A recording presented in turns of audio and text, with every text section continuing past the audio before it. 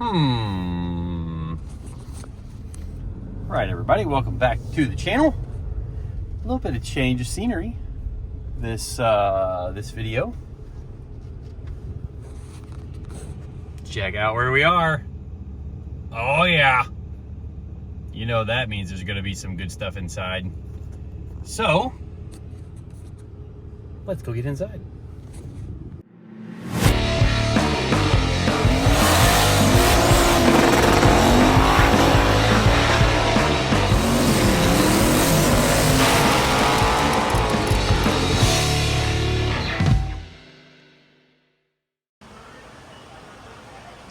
All right, well, check out this rack of rear control arms for Mustangs, G-bodies, A-bodies, uppers, all kinds of different lower control arms. If you guys didn't know, that's what TRZ makes. So if you need some stuff for your stock suspension, S10, Camaro, G-body, all that cool stuff, give them a call. And what we came down here to get was some of their billet aluminum Fox body Mustang spindles.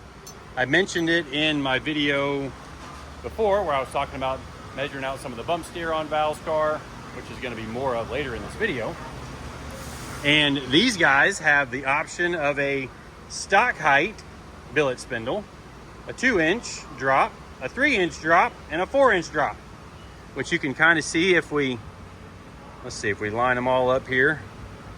Obviously this one's not assembled, but if you got a Mustang that you like the right height with your stock setup, buy those. If you need a 2-inch drop in the front, you buy those. 3-inch, 4-inch, on and on. So what we're going to be using is the 2-inch drop spindle. And I mean, these things are ultra light. And being that they are all one piece, except for the spindle pin, but they're all one piece machined, there's no possibility of an inconsistency in any of the welds, you know, like you get with like a steel arm or something like that. Because I have seen some of the steel spindles fail. And when they came out with these, I was like, ooh, we really need a set of that. And since I'm putting Mustang parts on a Camaro, sometimes you got to do some stuff that's a little out of the ordinary, which is what we're down here to do.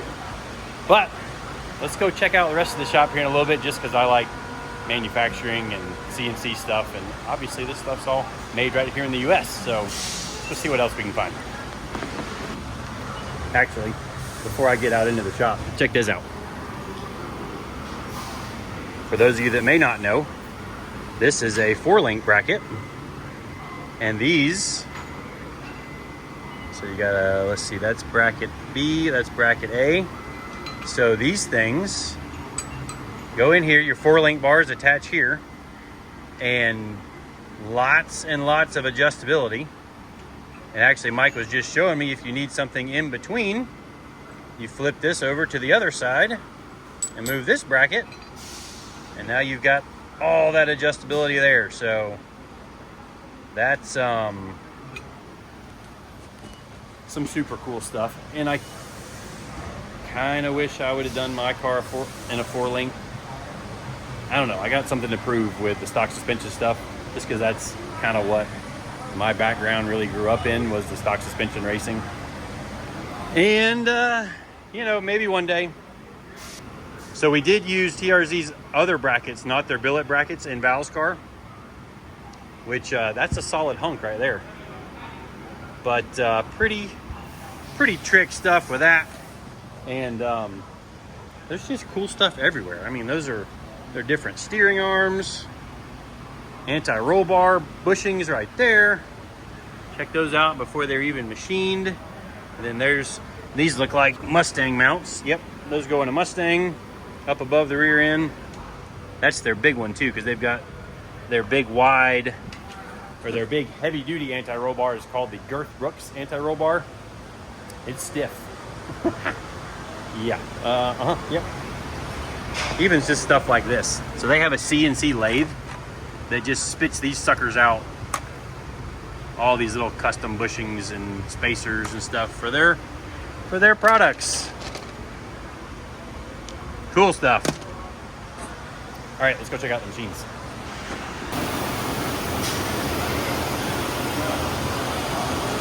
We got lots and lots of cool machines.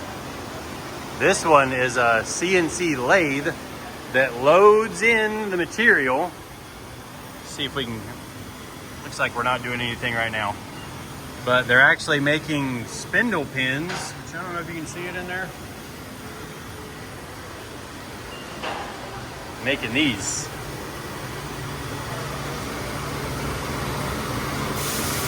That's fancy.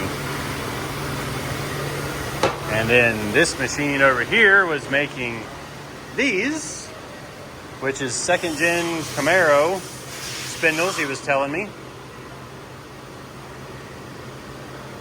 Dang, those are cool.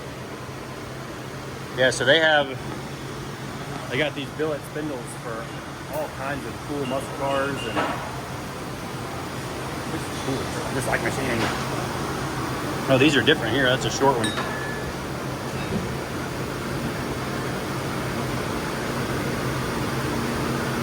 Different height, as well as, like, you can see the different heights there.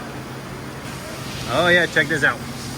So it's loading it in from that machine down there.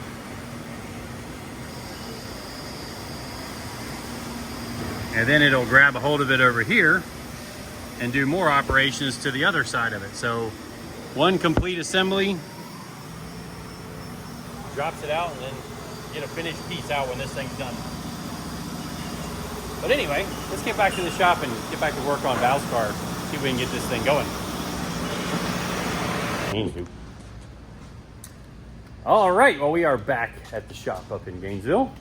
Back at KSR, and actually I've already installed one of the TRZ billet spindles and steering arms and assembled the other one. And anytime you change parts in the steering, at least my theory is, you run it through the bump steer process again, which I did, and got some pretty good numbers. So 10 thousandths total change, 1 thousandth, 5 thousandths, 1 thousandth, 0, 0, 5, and 8. Like, not a whole lot of steering change as it gets cycled through its travel.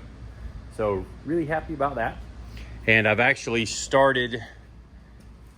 got this tacked in, because if you remember in the last video on Val's car, I said I wanted to lower this down so that when it's touching the bump stop there, we've got the 1.5 inch wood spacer there, and then the 3 inches of wood spacer under the frame.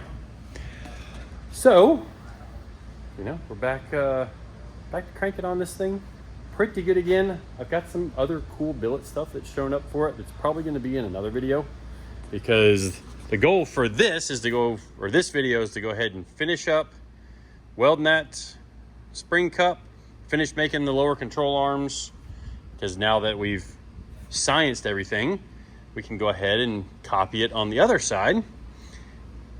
And you know, front suspension will be done, and that's pretty exciting. Now I still do need to add travel limiters, as well as what else do I need to add? Oh, a shock sensor. And I'm gonna try and work that out where I can put them in a position that doesn't take up a lot of room, because the turbos are going to be down in there. We may do some kind of air tube that runs air either from, say, up in the front. Don't know yet. If we get them up high enough where they're angled up in here, maybe we'll do a scoop down, you know, through the hood, kind of like Steve's wagon.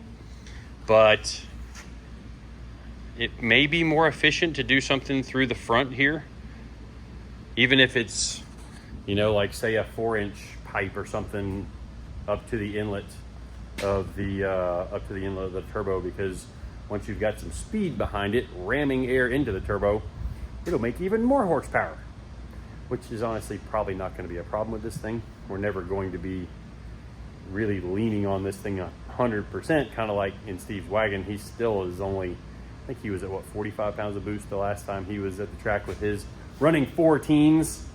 And he's running 4 teens in his car that we hope is around 500 pounds heavier than this car. Guess we'll have to see. It's going to be interesting to see how she weighs when we get her onto the scale for the final time. But I'm going to fire up the time lapse, get to doing some welding, maybe do some welding on the control arms, maybe cut some parts. I don't know. Let's see what all we can get done.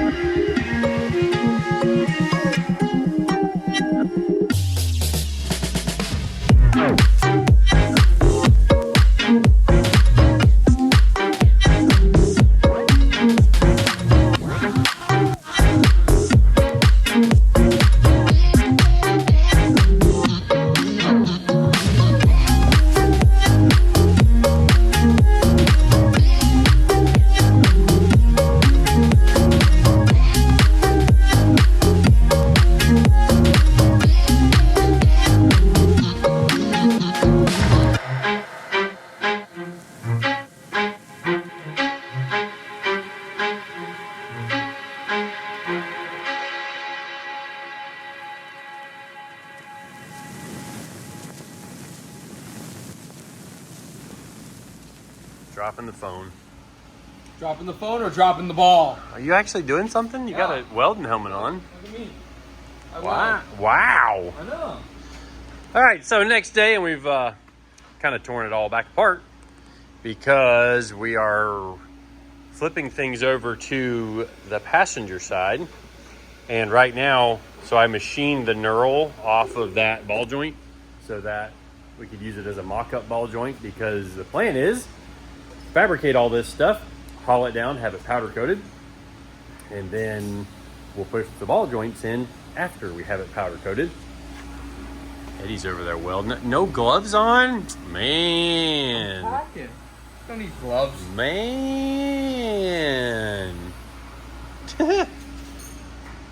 CJ's doing some top secret ranger work. Nope. Huh? Nothing. Yeah, I heard that. But anyways, got this side done on the top anyways. Still need to weld up underneath, which we're gonna do that up in the air. Once we get the other side done, we'll put this thing back into the lift. And I think while Eddie's welding up some of that stuff, I'm gonna drill the starting hole for the strut over there, and we are moving it back a little bit to put just a little bit of stagger in the front of this thing. We are limited a little bit by the front end, that we can't move the wheels forward and backwards that much because the holes are fairly small for the tires. Like that way is really small. It's focusing on my hand. But anyway, then once we get all that done, pull the engine back out, notch the frame for where the turbos are gonna go. And then we've got some other shiny things over there that we're gonna be using to build turbo headers on. And if you guys saw Steve's, might not be his last video because Steve puts out a ton more videos than I do, but in his video where he was installing the new lifts, he's sending us the turbos for this thing. We have mock-up turbos right now, but he's sending us the real deal.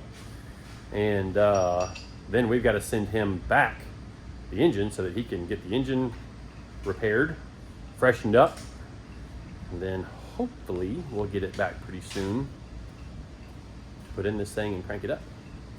But yeah, I better stop talking and get back to work. Eddie's out working me this morning. I know. About time. Put the phone down. Come on. This is your deal. Front end stuff. Yeah. I don't know what I'm doing here. All right, here we go. All right, so let's fire off into a time lapse. Do a voiceover thing for the time lapse, and got a little confession to make for the front strut tops on this car, and some things we could have done differently, because having seen more cars since we have moved along this far on this project, there's been a few that I've seen that are doing this same drag and drive stuff, pretty extreme examples as well, and they completely remove the strut tower tops, anyways, where the top of the strut mounts to the car. They're completely removing that and then welding the strut cup, like we're getting ready to install here on the passenger side. They are attaching those directly to the front down bars, and then to meet the letter of the rules, they just bolt back in the strut top. Literally just bolt it to the roll cage, and it is completely non-structural, etc., etc. Well, what we did is we kept those strut tops, strut tower tops, top of the strut mounts, whatever you want to call it. We kept those in the stock location. So we made that fixture that, you know, welded across them, and then also welded down to, had a brace that welded down to the frame, the stock frame rails. And we kept them in the stock location, and, you know, made the roll cage bar where it comes out kind of parallel with the fender and then turns and goes down to the front hoop. We made those and just kept grinding away on the factory top of the strut mount until we could fit the bar, and then we bent that hoop that went around it. Takes way longer to do it the way that we did it, instead of it you know, just being real quick. Cut it all out, do the strut top where it needs to be with the roll cage attached to it, easy peasy, and then just bolt the old strut top back on where it's just there to satisfy the rules. Kind of wish I'd have done that, not gonna lie. And there's even cars that have done that with the lower frame rails. They completely cut out the lower frame rails, do the lower roll cage bar that mates to that, and then it bolts to the factory, like a factory replacement front subframe. So just a lot of jibber jabber in there to kind of give you guys an insight on some things that could have been done differently. Maybe wish I would have done them differently, but we are moving along with this thing, and yeah, slowly but surely we're getting there.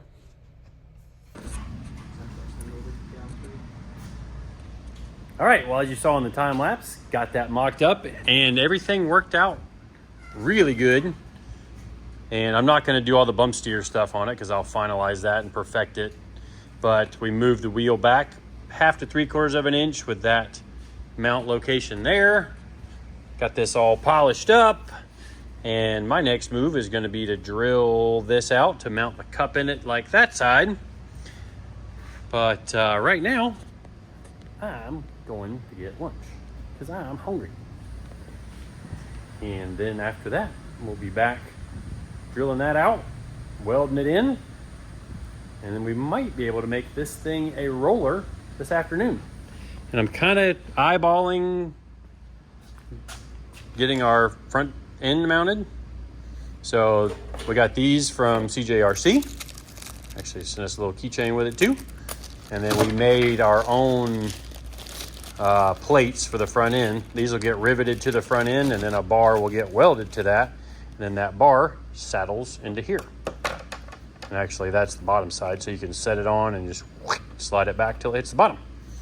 And I like to do them at a little bit of an angle, and then I will weld I'll weld a washer around the tube so that when it slides in, the washer butts up, so then the front end can't move side to side.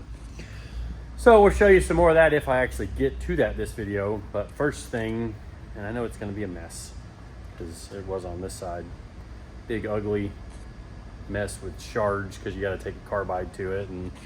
But I'm going to go ahead and hog on that. Hog it. Yeah. All right. Food, then back to work. All right, so back to a time lapse again. And if you remember in the last time lapse, I was talking about, not doing the strut tops this way.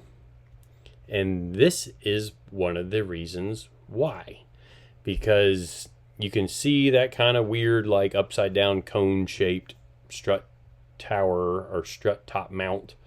And there's actually two pieces of fairly thick sheet metal right there. And they are at different angles to each other, which, makes sense in the factory form. You're wanting that top to be really, that strut mount to be very sturdy.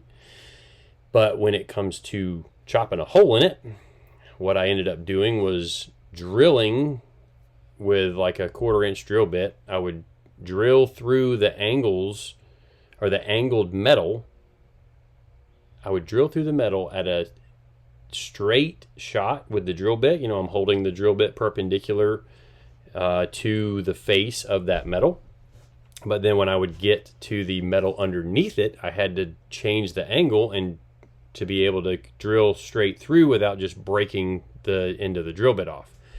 So the problem with that is by the time you drill enough holes in it to get the metal removed where the strut cup will mount up in there, it doesn't match on the top and the bottom of this goofy stock strut top. Yeah, I'm griping about this a little bit because I regret doing it like this. It took me a lot more time than it should have. And we will do things differently on the next project, or at least the next project that is this in depth. And not only will it look a little better, I think, it'll just be more serviceable as well as be easier to install.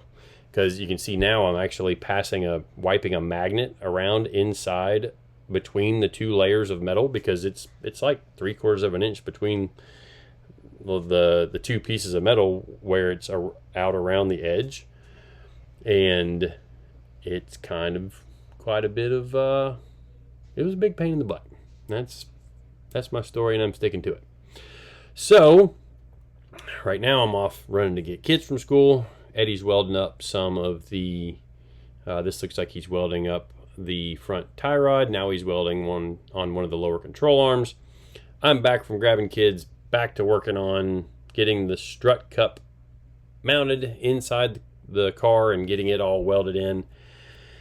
And this is a pretty big step in the car, because now this means that all of the suspension mounts, both front and rear, are finalized so that the car could be a roller, or kind of is a roller, even though we're going to be taking all of this back apart to paint it and, all kinds of other stuff. Well, looking like we're not going to get to mount the front end in this video, but at least we have way more than half the work done of getting these welded in. You see we've got that side in as well as the side over there. Come on, focus. There we go. And if you look close, if you look at, you gonna focus on my hand? Like basically we're almost in line with the center line over here where the front edge is. And then if you look over there, you can see how much farther forward we are. So that is where kind of the stagger starts as far as, you know, we've got the driver's side tire spaced ahead, about an inch, maybe 3/4 to an inch. And then on this side over here, it's back. So it's not really, it's, if you were comparing them to each other, one would be, you know, 3/8 of an inch forward and the other would be 3/8 of an inch back. And that's what I could do inside of working with the body, the way they've done the body here. And yeah, I could modify the body or have the body modified, but it's just how much more and more and more and more and more do we want to chase every little minute detail on this thing, because something like that could take 6 to 8 hours to get that, probably more than that, honestly. If we were to cut out that entire wheel well, move it back, re-fiberglass it in, do all the body work. And I'm not a body guy, so it'd probably take even longer. And, you know, we're trying to just get this thing done so that we can make it to an event that many of you will be at. Hinted. So anyways, I'm gonna head home, get this video edited, and then come in tomorrow and work on the cutlass. But we've got some things over there on the cart that we'll have to show you in the next video, because we will be mounting the front end in the next video. And then once we do that, we'll go ahead and make this thing mobile again. Put it in the lift, then we can weld the underside of the strut cups, get the tree built for the front end, which that'll happen before we make it mobile. But then once we can get it in the lift again, we can finish up the carbon in the back, show you some of the wiring that's been happening to the car, because there's been a lot going on. Some of it just hasn't been filmed. So anyways, I'm tired. It's pushing 7 o'clock.